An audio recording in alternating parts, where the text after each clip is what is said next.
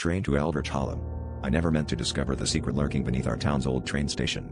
Growing up, we all believed it was abandoned, a relic left to rust and gather dust. One evening, driven by curiosity and a dare from my friends, I ventured into its eerie silence.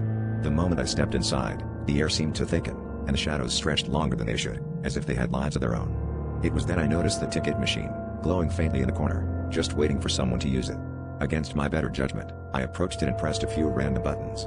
A ticket emerged with a destination I had never heard of, a place that sent chills down my spine just reading its name, Eldritch Hollow. Intrigued and unnerved, I took the ticket, feeling its weight in my hand as if it carried more than just paper. The station's speakers crackled to life, announcing the arrival of a train. The sound of screeching metal echoed through the empty halls, and I felt a pull, a compulsion to follow where this ticket would lead. I hesitated, knowing it was madness, yet there was something almost hypnotic about the idea of boarding a train to an unknown and forbidden destination.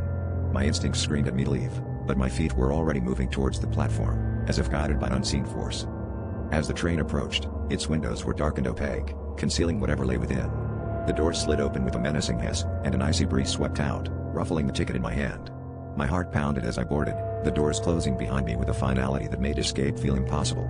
Inside, the train was dimly lit, with seats that seemed to stretch into eternity, occupied by shadowy figures whose faces were obscured by darkness. My senses were overwhelmed by the oppressive atmosphere, and I realized this was no ordinary journey. Each passing moment felt like an eternity, as if time itself was distorted within these metal walls.